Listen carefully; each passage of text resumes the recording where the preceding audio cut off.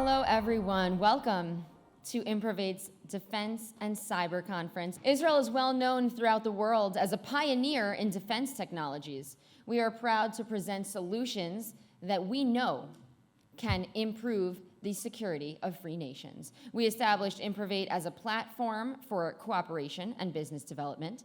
And in light of the situation in Ukraine, today's event will facilitate connections between Israeli defense and cyber companies, as well as military and defense ministry representatives from throughout the region. Colonel Reserves Daniel Levin, Managing Director at Eurospike, served in the IDF for almost 3 decades in a number of commanding positions in IDF elite units. Daniel will be giving us insights from the use of tactical missiles in Ukraine and the importance of precise munitions in modern warfare. Welcome to the stage, Daniel. For over 70 years, Rafael Advanced Defense Systems has pioneered advances in defense solutions for air, land, sea, new space, and digital that have won the trust of the Israel Defense Forces and our international client base, positioning the company at the forefront of the global defense industry. Rafael's deep mission-critical know-how and operational experience enable it to meet precise customer needs.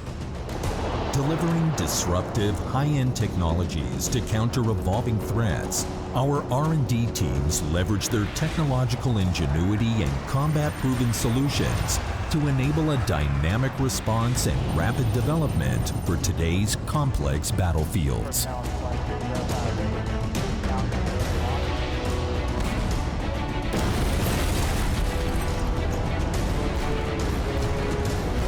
Rafael creates a complete system-of-systems solution that transforms any defense platform into an ultra-modern machine.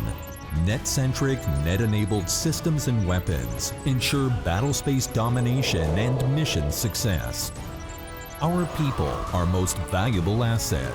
We bring together the brightest and best minds and cultivate the very highest levels of excellence and professionalism. Rafael Group and its subsidiaries worldwide are committed to the ongoing expansion of our global industrial cooperation programs, strong long-term partnerships, manufacturing localization and technology transfer. Our global customer service support network is ready to assist anywhere, anytime, always ahead to ensure your critical advantage.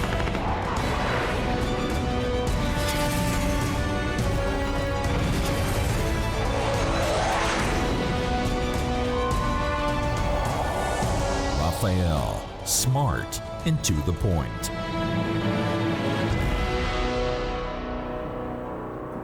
Well, ladies and gentlemen, thank you very much, and appreciate the invitation to come and talk here today. I've been asked to talk about the role of anti-tanks in the shadow and the light of the conflict in Ukraine. I would like to talk a bit in a wider scope and talk about the tactical missiles in a modern warfare. I know most of the audience here are talking about strategic level, but I think in that case I would like to talk about tactical level, because I think that the Ukraine case gives us the understanding, the importance of the tactical level and how they influence the strategic and operative level. A few words about Eurospike. Eurospike is a JV company responsible for marketing and sale of the Spike missile family and program managing within Europe. Even though Eurospike is a very small company, it's a daughter company of 3 giant companies, Rheinmetall, Diehl, and Rafael, which are supporting all the entire activities of Eurospike. And actually, they are producing the system, the missiles, and the launchers. Talking about the war in Ukraine, and thinking is it an old war, a new one? And looking about the history of Israel, I may say this is really not a new one. We faced with this challenge in 1973 in Yom Kippur War, when Israel were attacked in the border, in the north and in the south borders. And one of the painful memories from this war was the attack of the tanks division by anti-tanks. With Tiger missiles, RPG-7, our enemies succeed to block the maneuvering of our troops, the armored vehicles, toward to the front line to defend our border. Two main lessons come out of it. First of all, the importance and the impact of anti-tanks in those kind of a conventional war. And the second one, that we are lack of those kind of capabilities. Later on, that's what brought the birth of the first Spike missiles in the earliest 80s. That time, it was considered as a high classified missiles. What we know today is the NLOS. From out of this missile, we have the entire family that I will later on explain about it.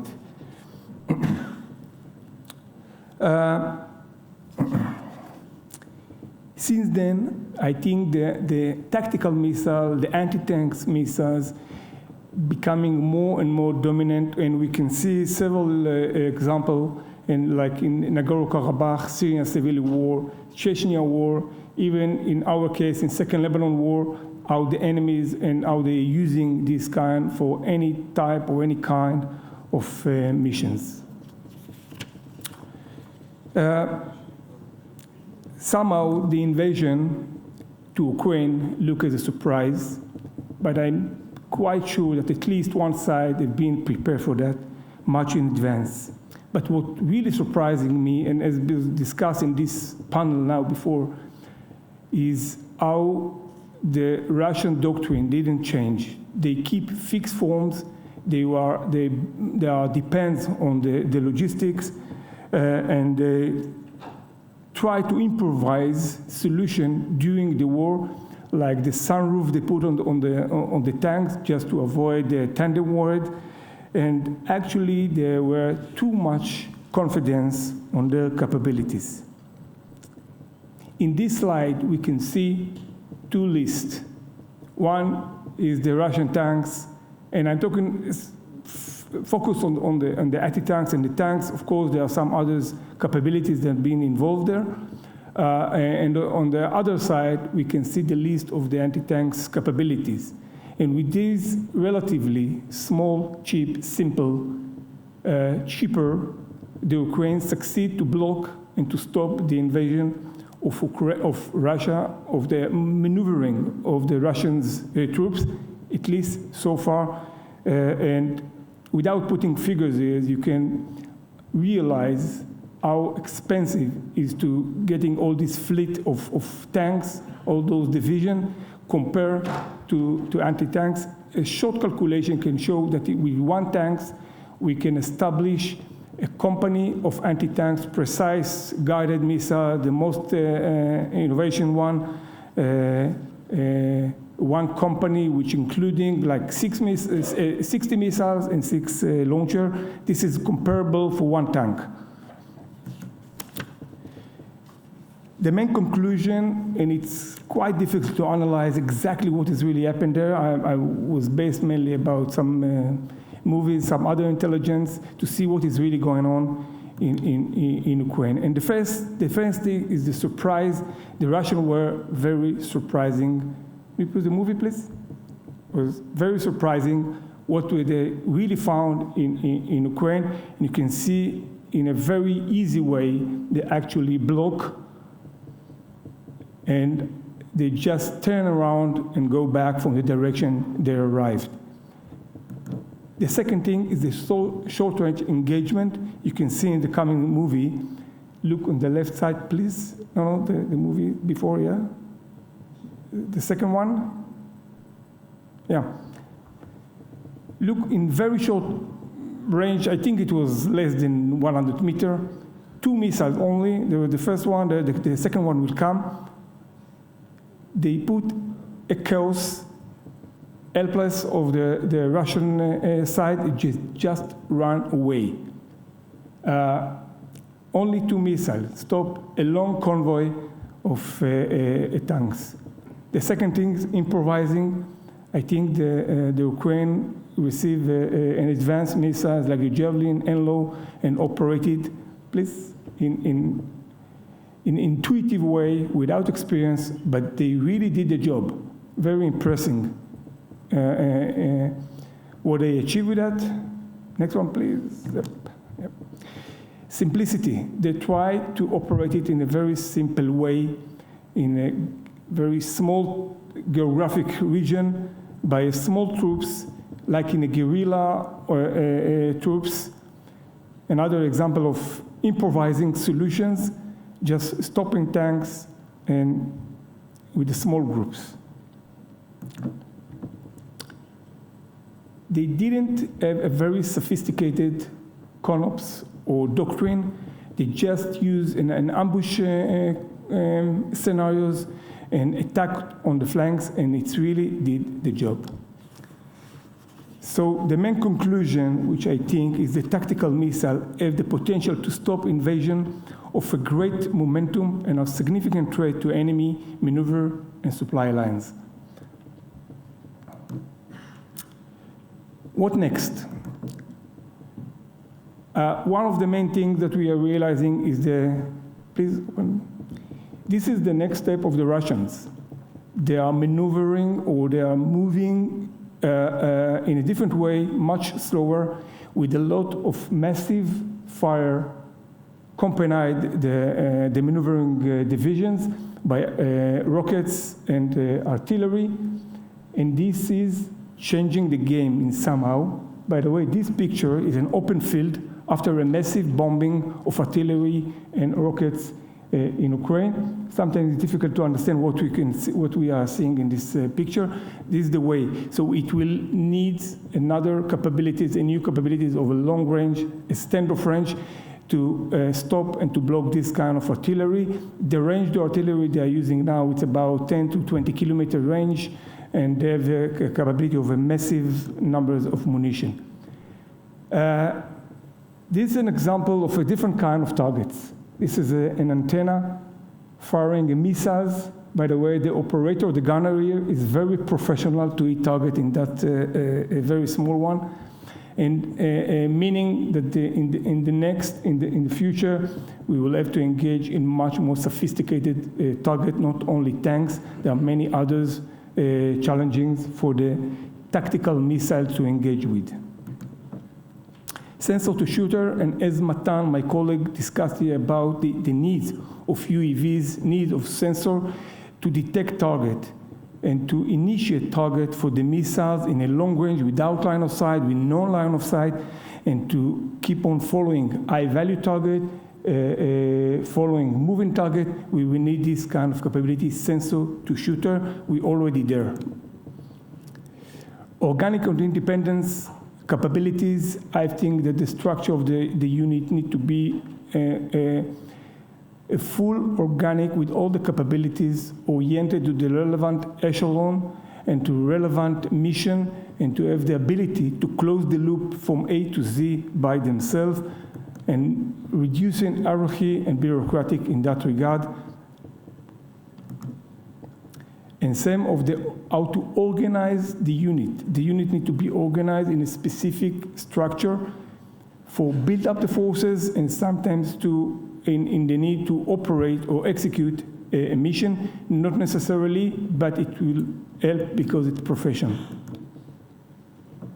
The modern challenge in front of us is the mass attack, no close air support. The maneuvering forces cannot be built on combat helicopters or aircraft because the EW, electronic warfare, and the air defense system will block them and do not allow them to work freely in the area. More urban area to fight, and high-value target, as I said, EW, air defense, headquarters, and so on. We believe that the entire family of the Spike, from the very short range up to the endless, covering most of the requirement, the operational requirement in the modern battlefield. We are having an experience of more than 40 years with this kind of missiles, having the ability to fill requirement for all echelons, from the very tactical one up to the operative one. It's a multi-purpose missiles, multi-mission, and can be used by all branches, Air Force, Navy, and Army.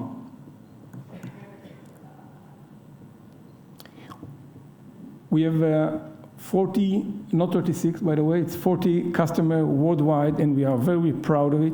It's the most popular missile in Europe. We have a user club that gathering once a year. The last year we did it in Latvia, gathering and sharing information, military experience, operational experience.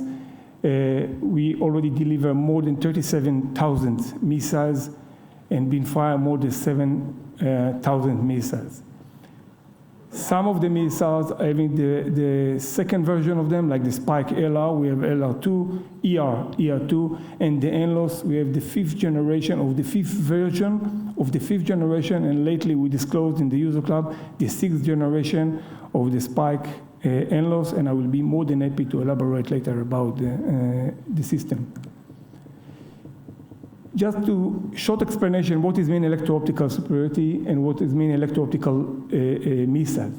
In the front eye of the missile, there is a seeker, day camera and night camera. The gunner fires the missile toward the target and getting the image through fiber optics or RF back to his launcher. And he can keep on guiding the missiles, adjust the missile according to the mission. In this example, is a combat example. He fired the missile toward this bunker and keep on adjusting the hit point, the pinpoint of the missile to the weakness part and the most effective one in the missile. That's how we operating the missile. It's very intuitive. Train a new operators. It takes 2 weeks, not more than that. And as I say, could be integrated to any kind of platforms. Here you can see other use or other missions of these missiles against vessels with a special warhead for that kind of a mission. Personal target with a special warhead for this one as well. Against tanks with a tandem warhead which can penetrate all modern tanks are existing in the battles.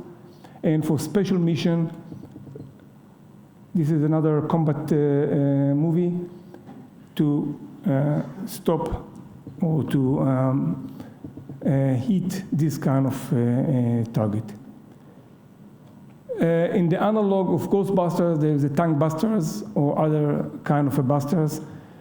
Doing a short calculation, and as I said before, money-wise or budget-wise, time-wise, it's much more efficient than having tanks. And one company can neutralize one brigade, tanks brigade, if you have the right and the sophisticated system, the advanced system, as the Spike.